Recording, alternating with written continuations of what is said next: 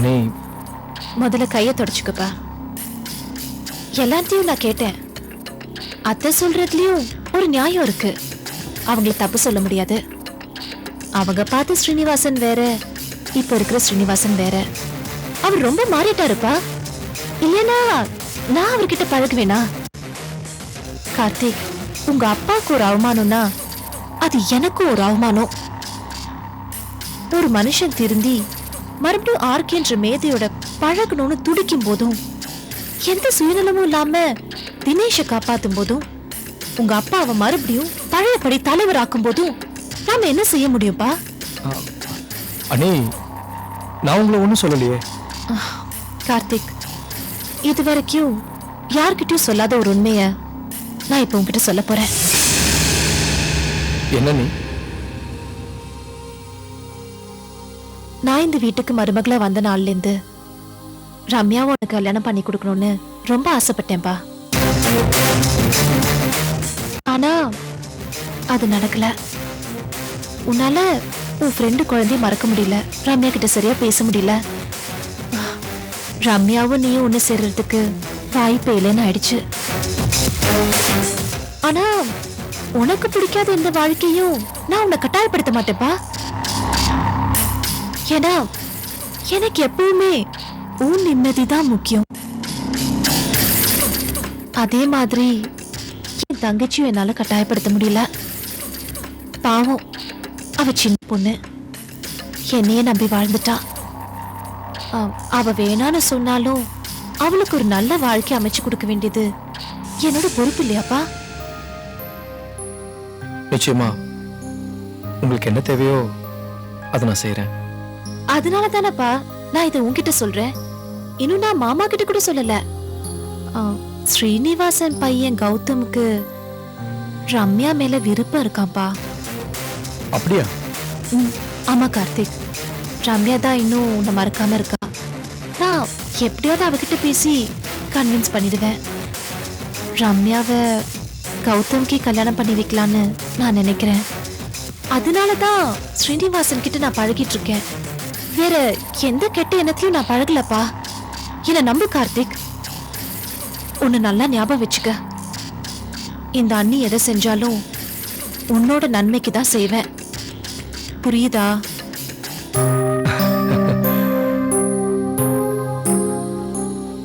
உங்களை நான் நல்லா புரிஞ்சுக்கிட்டேன். நீ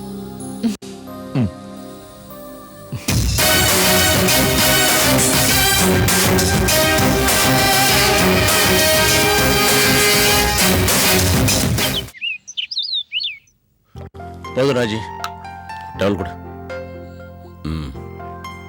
மாமா சாப்பிட்டாச்சா? ஆச்சுமா. கமலா அம்மா. மாமா காஃபி. அம்மா நீ இன்னும் ஆபீஸ் கிளம்பல? கிளம்பணும் மாமா. அதுக்கு முன்னாடி சில முக்கியமான விஷயங்களை உங்ககிட்ட மனசு விட்டு பேசணும். அப்படியா? என்ன சொல்லு. நான் இப்படி பேசுறதுனால எனக்கு உங்க மேல கோவமோ இல்ல நீங்க எனக்கு எதுவுமே செய்யலையோன்னு அர்த்தம் இல்ல. என்ன இன்னைக்கு பெருசா பீடி எல்லாம் போடுற? என்ன இருந்தாலும் சொல்லு. காஃபி சாப்பிடுங்க மாமா.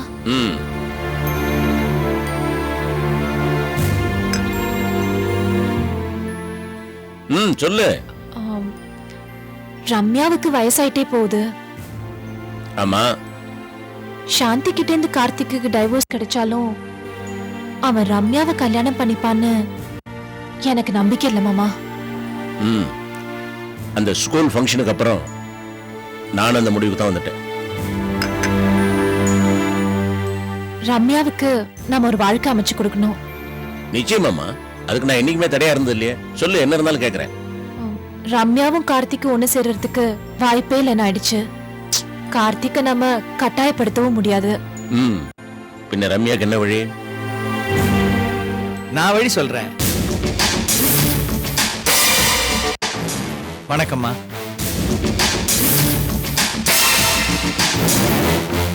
வாசினு, தேங்க் யூ தேங்க் யூ. நீங்க ஏதோ பர்சனலா பேசிட்டு இருக்கும்போது குறுக்கிட்டேன், சாரி. அதெல்லாம் ஒண்ணு இல்ல. Okay, what will you have? Coffee, tea? Coffee. Kamala அம்மா காஃபி. சரிம்மா. ஓகே சீனு, என்ன சமாச்சாரம்? ஆர்கே, ரம்யா வாழ்க்கைக்கு வழி தேடிதான் நான் உன் வீடு தேடி வந்திருக்கேன்.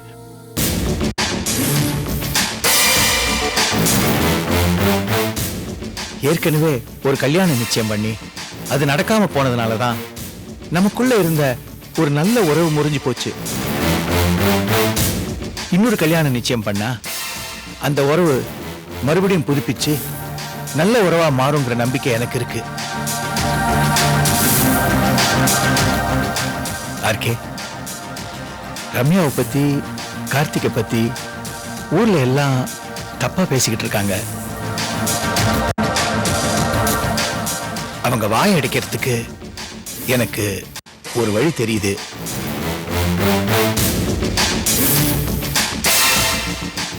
என் பையன் கௌதம ரம்யாவுக்கு கல்யாணம் பண்ணி வைக்கலான்னு நான் நினைக்கிறேன்.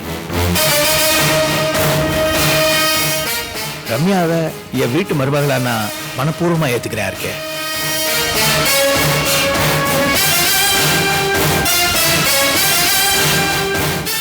நீங்க என்னமா சொல்றீங்க? இதில் நான் சொல்றதுக்கு என்ன இருக்கு? இந்த வீட்ல எல்லாமே அவரோட முடிவுதான். நீங்க இன்னும் மாறவே இல்லை, அதே பண்போட இருக்கீங்க.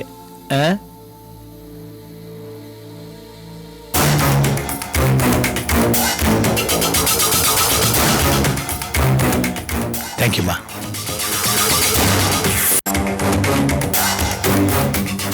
என்ன இருக்கே யோசிக்கிட்டு இருக்கீங்க? இதுல நான் யோசிக்கிறதுக்கு என்ன இருக்கு? முடிவு எடுக்க வேண்டிய இவ. ஐயோ, இந்த வீட்டுக்கு பெரியவங்க நீங்க என்ன முடிவெடுத்தாலும் எனக்கு சம்மதம் மாமா. அப்படி இல்லம்மா, முதல்ல நீ சம்மதிக்கணும். அதை விட முக்கியமா உன் தங்க சம்மதிக்கணும் இல்லையா? அவ சின்ன பொண்ணு, அவளுக்கு என்ன தெரியும்? நீங்க யாருக்கு கழுத்து நீட்ட சொல்றீங்களோ அவ நீட்டுவா. அவளை சம்மதிக்க வைக்க வேண்டியது என் பொறுப்பு. அப்ப ப்ராப்ளமே இல்ல. ஓகே சீனிவாசன், சீக்கிரம் முகூர்த்த தேதி பார்க்க வேண்டியதான். Thank you so much RK. Thank you. வரேன். ஓகே வரேன். வரேங்க.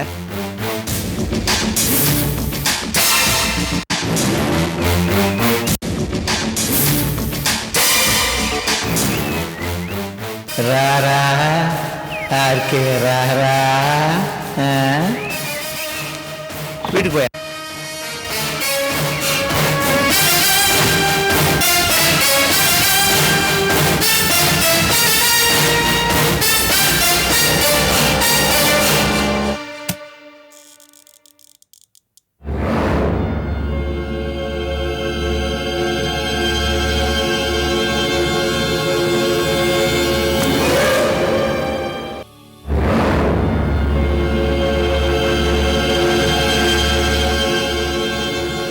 ரம்யா, எனக்கு உங்ககிட்ட கொஞ்சம் பேசணும்.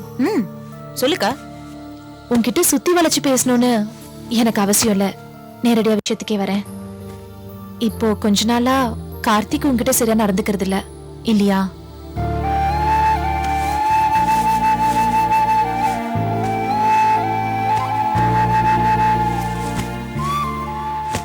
கார்த்திக் முந்தி மாதிரி இல்ல.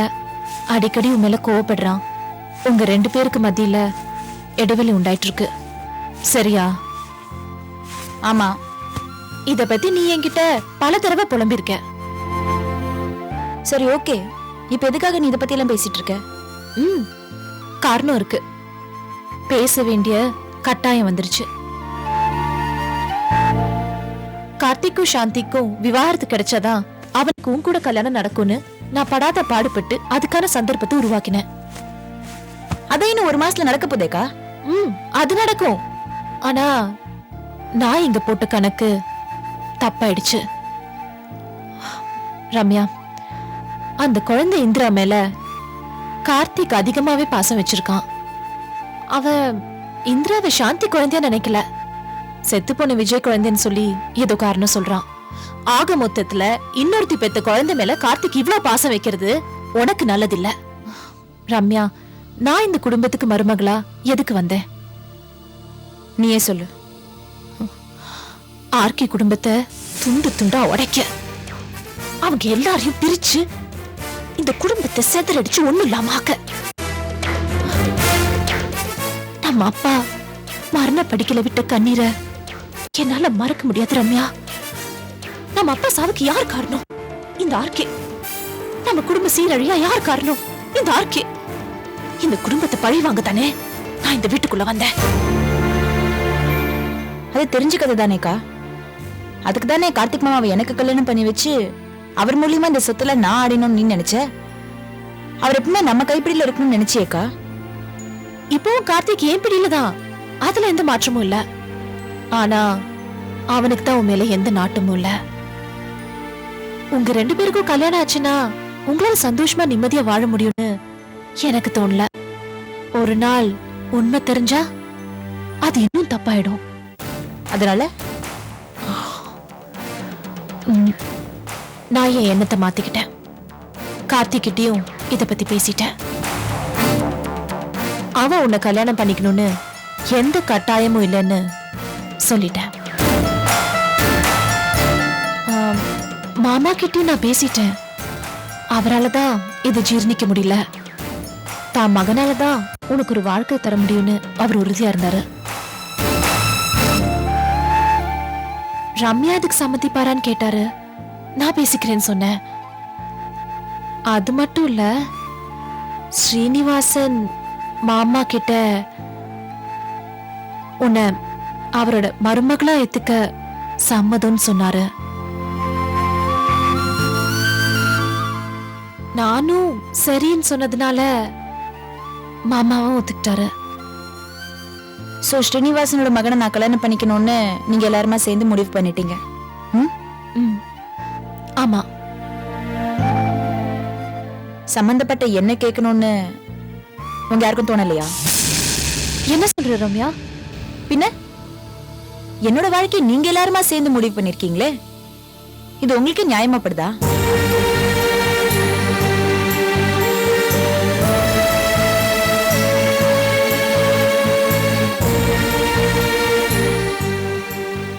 ரம்யா, கார்த்திக் உன்னை இவ்வளவு அவமானப்படுத்தியும் உனக்கு இன்னும் அவன் மேல நாட்டம் இருக்கா? அது இருக்கா இல்லையாங்கிறது அடுத்த பிரச்சனைக்கா. இப்ப கௌதமுக்கு என்ன கல்யாணம் பண்ணி வைக்கிறதுல எதுக்கு இவ்வளவு அவசரப்படுறீங்க? காரணம் இருக்கு. என்ன காரணம்? ஸ்ரீனிவாசனுக்கும் நமக்கும் சமீப காலமா நட்புண்டா இருக்கு. அதை பலப்படுத்தணும் நான் ஏன் நினைக்கணும்? அது நீ உன் பிசினஸ் ரீதியா வளர்றதுக்காக இல்ல. எதிரிக்கு எதிரி நண்பன்னு ஒரு லாஜிக் இருக்கு. ஆர்கே நமக்கு எதிரி, ஆர்கே ஸ்ரீனிவாசனுக்கு பழைய எதிரி. புரியுதா? அந்த மூர்த்தி இப்ப ஸ்ரீனிவாசன் கைப்பிடியில. மூர்த்திய ஸ்ரீனிவாசன் ஆர்கே முன்னாடி கொண்டு நிறுத்திட்டா நான் இத்தனை நாள் பட்ட பாடு எல்லாமே க்ளோஸ். ஸ்ரீனிவாசன் உனக்கு பயமா? பயம் இல்ல, எச்சரிக்கை உணர்வு. நீ அவன் பையனை கல்யாணம் பண்ணிட்டு அவனுக்கு மருமகள் ஆயிட்டா அவன் நமக்கு எதிரா ஆட மாட்டான். ஸ்ரீனிவாசனுக்கு ஆர்கே சொத்து மேல கண்ணு இல்ல. மறுபடியும் பிசினஸ் வட்டாரத்துல ஆர்கே மிஞ்சி நிக்கணும், அவ்வளவுதான். அது அவரோட பழைய சவால். இப்ப சம்மந்தி ஆயிட்டா கதை வேற மாதிரி ஆயிடும்ல. நம்ம மாட்டிக்காம இருக்கிறதுக்கு இது ஒரு நல்ல வழி. அதாவது நீ என்ன துருப்பிச்சீட்டா பயன்படுத்தி இப்ப ஸ்ரீனிவாசனோட ஆட்டம் ஆடிட்டு இருக்க. ஓன் பிசினஸ் ஆட்டத்துக்கு, ஓன் பாதுகாப்புக்கு, நீ ஆர்கேவை அழிக்கணும்ன்றதுக்கு இப்ப ஸ்ரீனிவாசன் தேவைப்படுறாரு. அதுக்கு நீ என்ன பணைய வச்சு ஜெயிக்கணும்னு முடிவு பண்ணிட்டல. நான் அப்படி சொல்ல ரம்யா. நீ என்னதான் கார்த்திக்க விரும்பினாலும் அவன் முழு மனசோட உன்னோட வாழுவான்னு எனக்கு தோணல. கல்யாணம்ங்கிறது வெறும் சடங்கு சம்பிரதாயத்தோட தாலி கட்டிக்கிறது மட்டும் இல்ல. வாழ்க்கை பூரா 2 பேரும் மனசொத்து வாழணும். அது கார்த்திகோட முடியும்னு எனக்கு நம்பிக்கை இல்ல.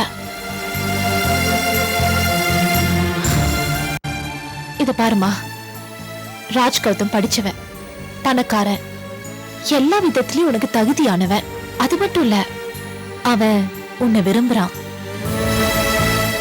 நீ விரும்புறவனை விட உன்னை விரும்புறவன் தான் காலம் பூரா உன்னை வச்சு காப்பாத்துவான். நீ நல்லா யோசிச்சு பாரு, பிராக்டிக்கலா ஒரு முடிவெடு.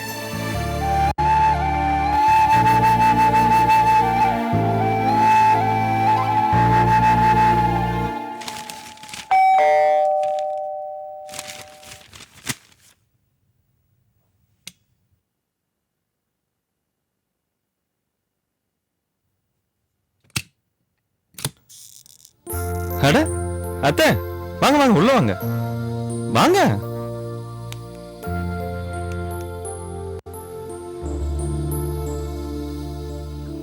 அனிதா. ஆமா, என்ன திடீர்னு ஒரு போன் கூட பண்ணல? சரி வாங்க உட்காருங்க. எதை எப்படி சொல்றதுன்னு எனக்கு தெரியலம்மா.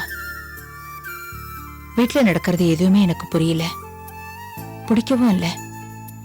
உன்னை வரவழைச்சு பேசலான்னா உங்க அப்பா அண்ணி அவங்க இருக்கிறப்போ மனசு விட்டு எதையும் பேச முடியாது. சுவாதி இப்பதான் பிரச்சனையிலேருந்து வெளியில வந்திருக்கா. அவளை தொந்தரவு பண்ண வேண்டான்னு தான் உங்ககிட்ட பேச வந்திருக்கேன். என்னத்த எங்க வீட்டுக்கு வரத்துக்கு நீங்க எவ்வளவு தூரம் பேசணுமா? என்ன ஆச்சு சொல்லுங்க. என்னன்னு சொல்றது, உங்க மாமா எந்த நேரத்துல என்ன முடிவெடுப்பாருன்னு தெரியல. அவர் போற பாதையை நினைச்சா பயமா இருக்கு. என்னம்மா அப்பா அப்படி என்ன பண்ணாரு?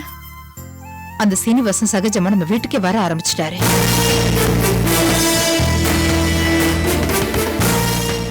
அது மட்டும் இல்லாம ரம்யாவை அவர் பையனுக்கு பொண்ணு கேட்டு வந்தாரு. இவரும் சரின்னு சொல்லிட்டாரு. என்னம்மா சொல்ற? ஆமாமா, இது எல்லாத்துக்கும் காரணம் அந்த அபிராமிதான். எதுக்கு எடுத்தாலும் அண்ணியே குறை சொல்லாதம்மா. அப்பாவுக்கு எங்க போச்சு? அந்த ஸ்ரீனிவாசன் பண்ணதெல்லாம் அப்பா மறந்துட்டாரா? அப்பா ஏன் இப்படி ஒரு முடிவு எடுத்தாரு? வர வர அப்பா சரியே இல்ல. சரியில்லைன்னு சொல்லிட்டு சும்மா இருந்தேன் எப்படி அனிதா? என்ன பண்ணணும்ங்கறீங்க? அந்த சீனிவாசனோட உறவை கட் பண்ணணும். ரம்யாவை அவரோட பையன் கல்யாணம் பண்ணிக்கிறத பத்தி எனக்கு கவலையே இல்லை. ஆனா அந்த கல்யாணம் மூலமா சீனிவாச சம்மந்தியானா என்ன நடக்கும்னு நினைச்சா எனக்கு பயமா இருக்கு. இப்பதான் உங்க அப்பா என்கிட்ட சகஜமா பேச ஆரம்பிச்சிருக்காரு.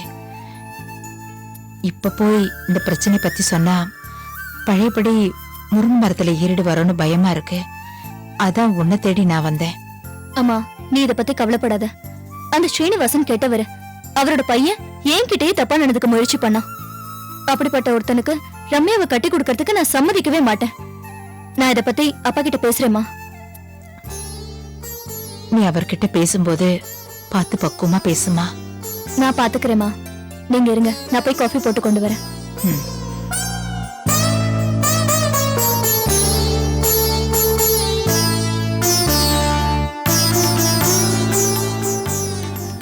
அர்ஜுன்,